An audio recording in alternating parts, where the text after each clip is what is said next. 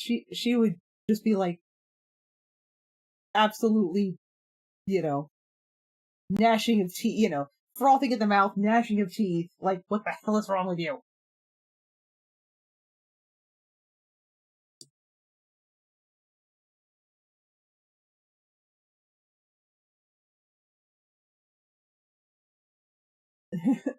Like, she would not get it. And then there's poor my character Bronwyn who's watching all this and recording things like either that or if Lydia would be very frustrated with the two of them, but she might also be the aro because I have some aromantic friends who love the drama. They're just like, oh, like they're there with popcorn. So I'm like, will she be the pop? She would get frustrated. She's also a Nord and she doesn't like dilly dallying and all that. She's like,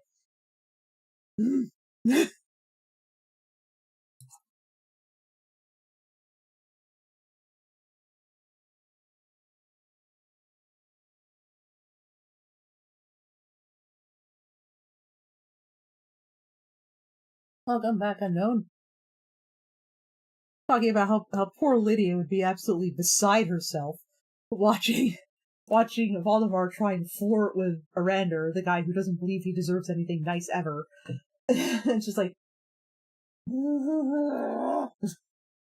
but she might also be like some of my aromantic friends who absolutely love the idea of romance. Like they love the idea of it. They don't want that for them though. They're like, oh no. I'm just here to watch the show. They're here to watch the show.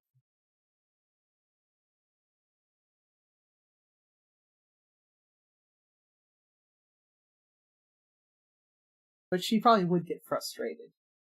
Well, looks like it's time to stretch.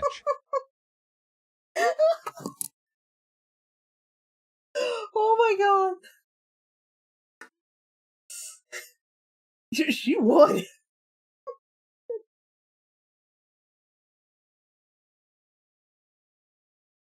And word it in. It's like, dudes, you can't keep watch.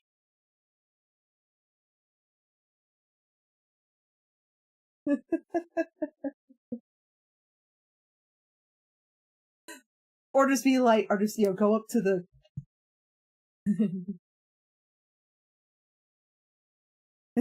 They're all at the pub. And she was like, I'll get the rooms. It's like, listen. He's like, do you have a room with only one bed left? One? If I look at Voldemort, because he's a big dude, be like, a double bed.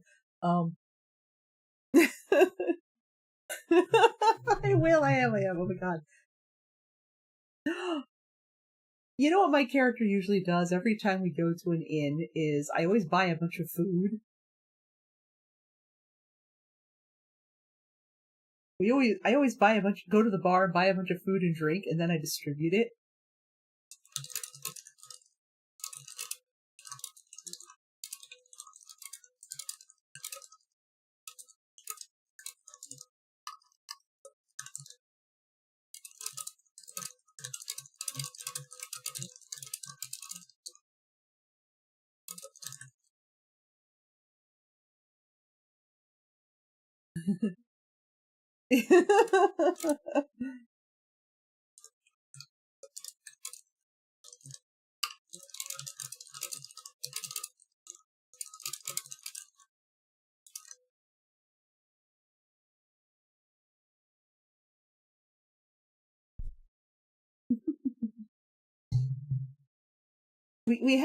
we have I already have Voldemort being a little bit handsy kind of, but in purely in the friendly way.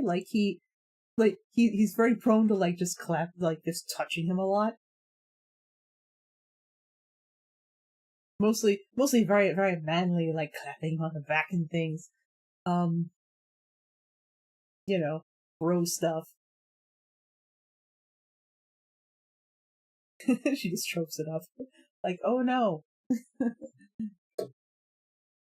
All beds are taken. There's only one bed left here, guys. Baltimore's a big guy. I made sure it was a double bed left.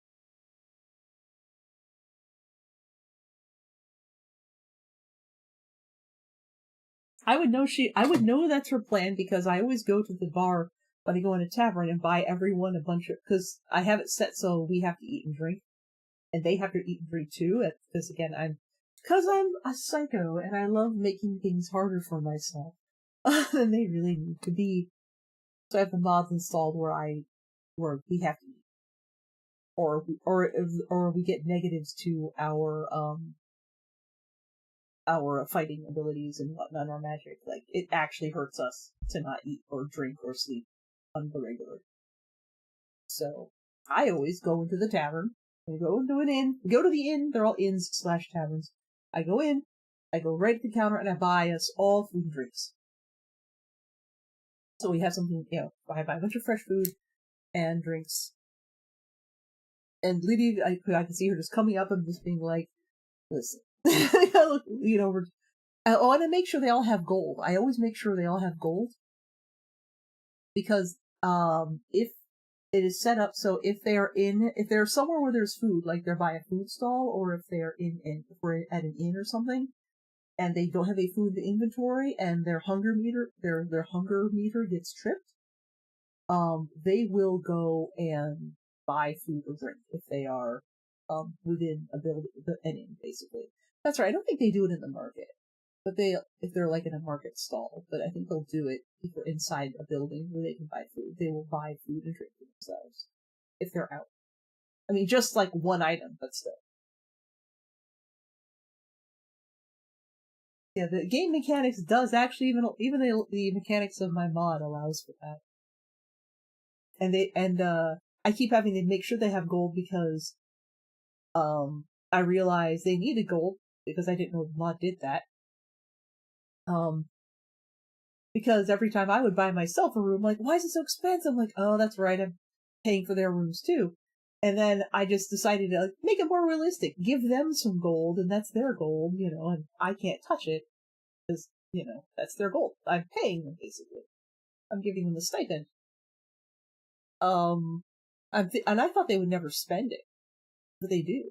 And then when I would go to the inn and I would buy a room for me, it only takes away enough gold for one person. And I was like, they're using their gold for their rooms. Cool.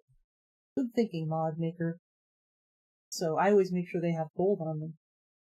And weirdly enough, Lydia uses the least amount of gold of all of them.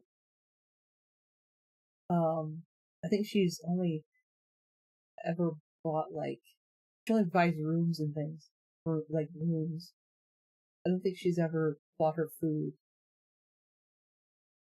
Although I do hand her things the most. If I do give them anything, I do check their amounts of food they have pretty often to make sure they're good. So, I just make sure they're good so we don't run out. And so I can see her, because she does have the most gold saved out of all of them. I can see her going, because I give them regular amounts, because I'm like that. She does have the most gold to throw at this. What I'm saying, in the game, literally in my game, she has the gold to throw at this sort of thing.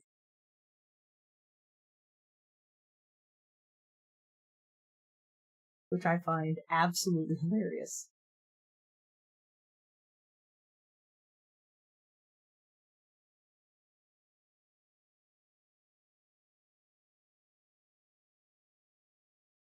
Yeah, she'd have the savings for a big desperate purchase. And honestly, rooms at the inn are not that expensive.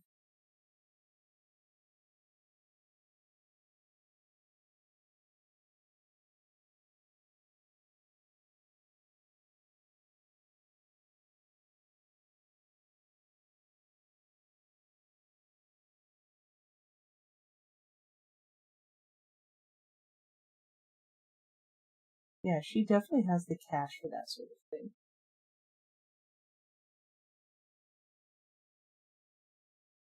I like to think it's because of all of them, I kind of joke she's the one with the brain cell.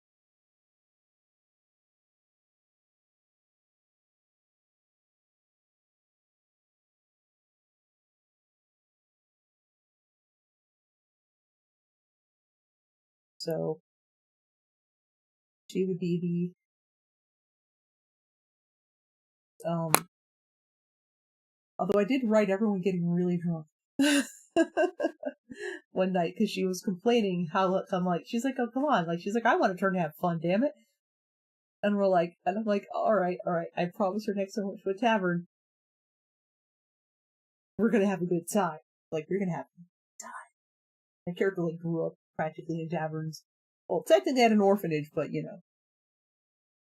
spend a lot of time in bars. Spends a lot of times in bars, at least used to. So it's like, we got this. Like, we can party. And even got the priest drunk.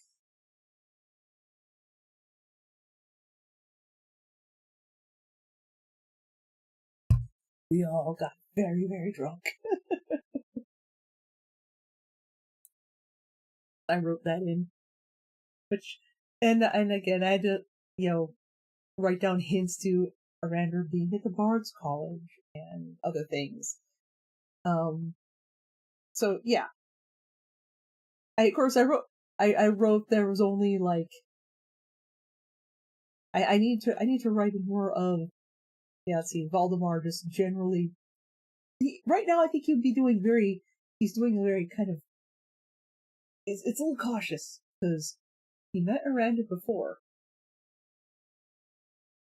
when he first joined the Order of Mara, and he was a very different person then. But also the reason that he is also the reason that Valdemar decided to study magic. Because I'm like, why the hell would this Nord study magic? Why would he study magic? Because a lot of them don't. There are not many Nord mages, and there are not many Nord battle mages even, because magic is seen as a cowardly way to fight. Traditionally. Like, so why would this man, who's probably very rugged, very manly man, why would he be all sweet magic is awesome? Like, why would he want to learn magic? He would have been raised to, if not fear it, at least mistrust it.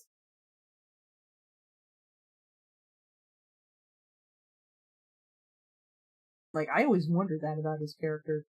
Like, why is this big dude here who, frankly, doesn't really need magic to kick any ass? Why would he want to learn this? That they as a people are not known for their academic pursuits. That is not something that is big on their list. What is zipper here?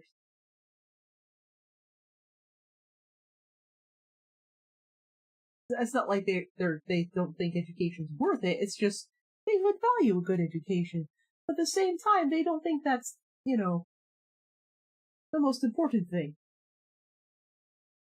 They don't deride it, but again,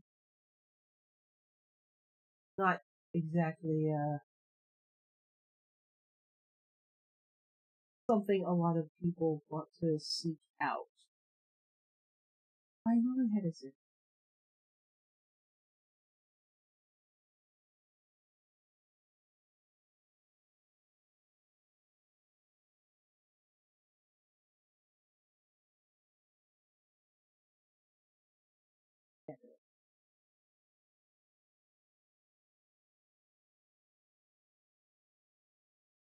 Should be closed.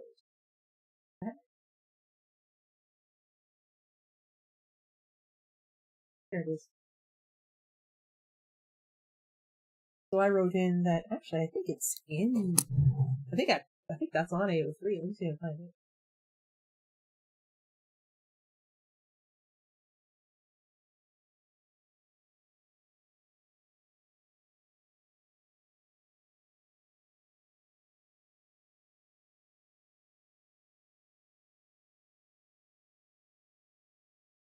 Hmm.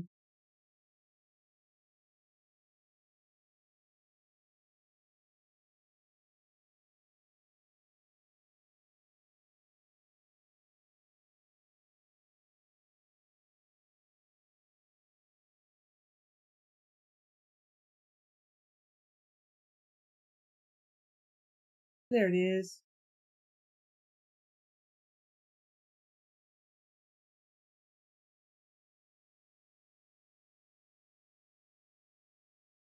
I wish I could, like, go to,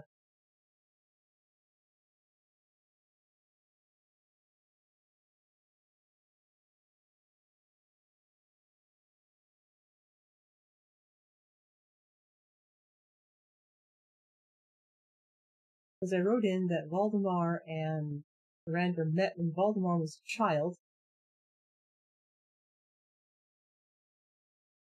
I wish I could, like,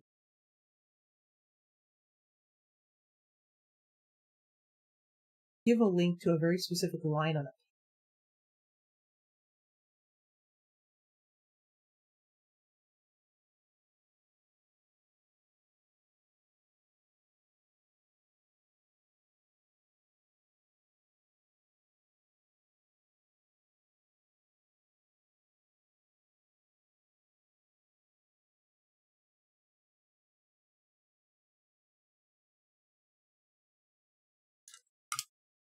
I think, yeah, this will get you to the right chapter.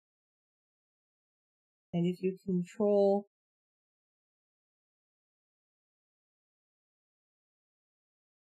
F, if you hit control F and you copy and paste the phrase "speaking of Valdemar" in there, you'll see this the start of where Valdemar talks about how Arander is the reason he learned magic. I wrote in that Arander, being in Morthal, which is where you find Valdemar, that's where he joined the Priests of Mara, and that he helping Valdemar shows up in Morthal, dragging his baby sister with him because, and he's very young, like, I think less than 10 years old is what I wrote in.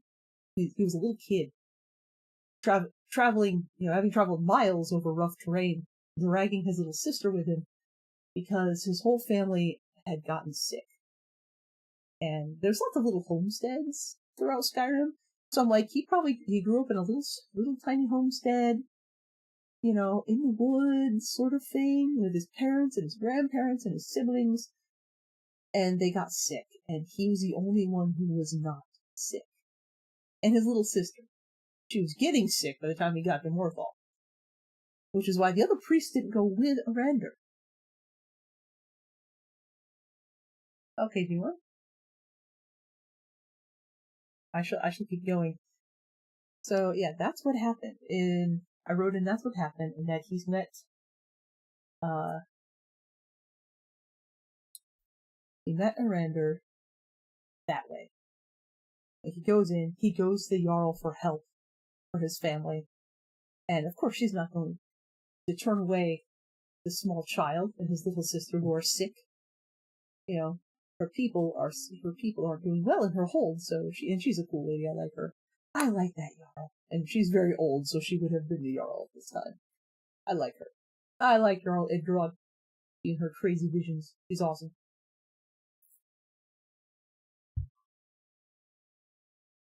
Very Pratchett-y, very, very Pratchett witch kind of vibes we get from her. I get Esme vibes from her, if you're familiar with Terry Pratchett. And, I can see her just saying, oh, well, I wrote this is before the apothecary shop was there, so she's like, well, we do have these priests of Mara in town. And, priests can heal. Go talk to them. Like, yes, I'll send you to them. And there's two priests and their brand new acolyte. A Dunmer, calling himself a Dunmer named Arander. And and little Valdemar would have been terrified because growing up in the woods of Villanor in Skyrim, which does not have a lot of diversity to begin with, it's only gotten more so. But, my brain's like, yeah, like 30 years ago, it had much less, so. It had much less. So Valdemar had never seen someone who wasn't a Nord before. And, he had definitely never seen an elf of any kind, and And I'm sure if you're not used to it, or if all you've heard about the Dark Elves are not great things, because most things about the Dark Elves are not that nice, and you meet one for the first time, they might freak you out. So he was a little scared of Arender as a small child because, there's these hooded figures and you don't know what's going on, and you look up and there's one there who is, and I was like, oh, they're very kind old people, like, oh, don't worry, child, we'll help you, but we have to help your sister. She's very sick. She'll have to stay here with us because they're the more skilled ones. But this is the perfect job for our new acolyte, Brander. It's a perfect initial test, basically, the first job. And could you imagine this looking over, like, oh, our new acolyte? You look over and inside the hood, all you see is like dark gray skin, dark but gray skin, and glowing red eyes. Well, they don't really glow, but probably in his memory, that's what they look like. It's like, oh dang, this guy's terrifying. Like, you want me to go with him? What? Take this guy through the woods to my sick family? No. It's like, what the fuck? I imagine a small child who would have been scared out of his mind. But like, don't worry, it's fine, it's okay.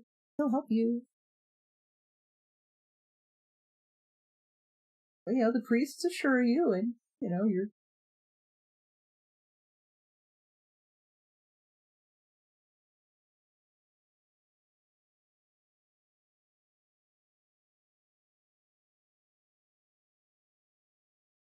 I wonder if anything else like it. His art.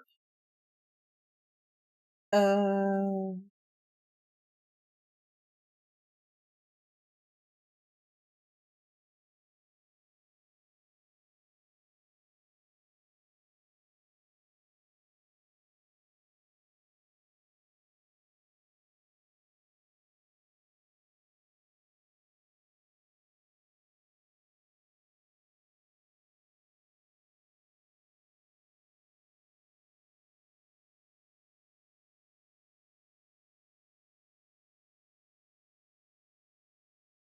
that's. Oh, wow, my brain's not working. I'm like, why is it like this? Why is it? Oh, okay, I just thought it was picking up the green. No, oh, that'll do it. Yup. Oopsies.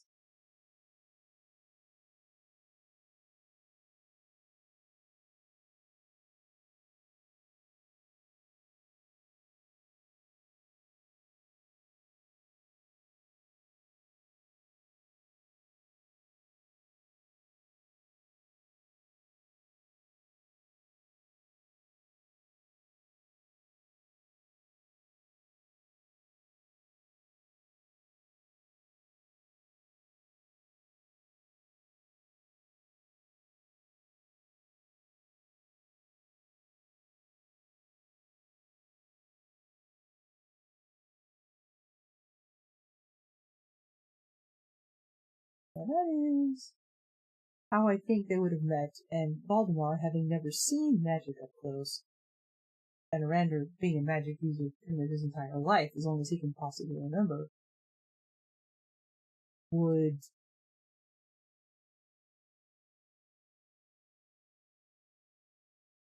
he might not even really think that this kid has never seen magic before in person. Oh, it's not really a site. It's on Amazon. I had one. Oh, wait, I might still. I don't know. I haven't touched it in literal years.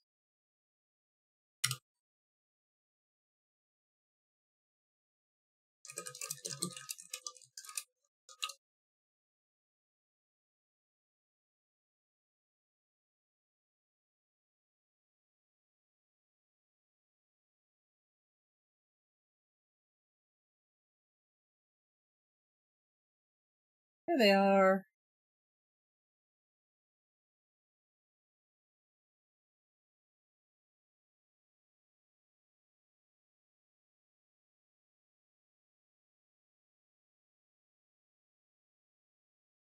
I should probably check the prices and see if they still fit what's out there, because I use other similar books of similar length and whatnot as my pricing guide before, and I don't know if they've changed.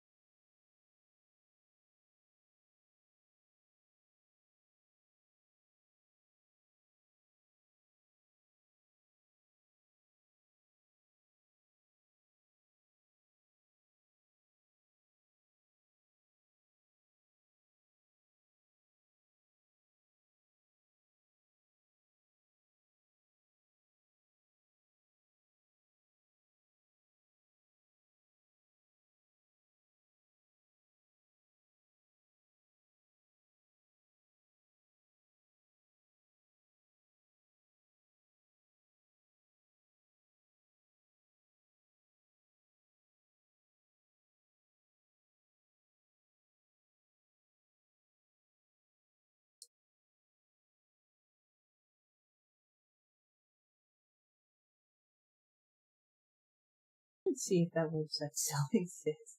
Oops. I did have one set up.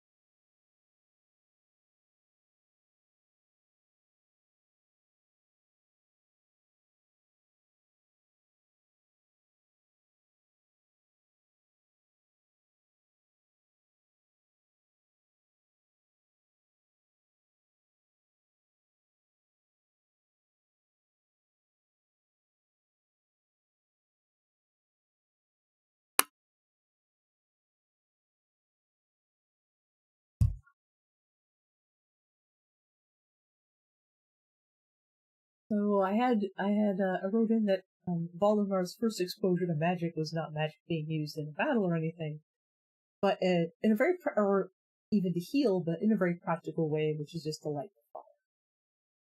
They had to stop in the woods. They had to sleep in the woods for a night, so Arander, they find like a little rock outcropping to sort of shelter under a little bit, and Arander just lights a fire. It's firewood together and just lights it with a flame spell, which is a thing you can do in the game, which I love. To light the fire, you just go whoosh. Heck yeah, flame spell. And, little Valdemar would be like, oh my god. Because he'd never thought of magic as a tool. Like, the idea, he would have heard stories of battle mages, he would have heard, and they wouldn't have been good, it would have been legends about them just laying waste to armies. Magic is a terrible and powerful thing, and should not be wielded. And it's dishonorable, all these warriors coming at you, and you just go whoosh. Ha ha ha. Dead.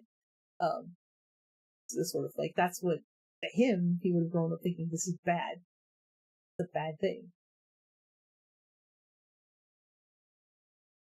And probably by extension, the people who do that are bad people. And he meets Arander, who is scary, and clearly trying his best to keep his patience around a small child.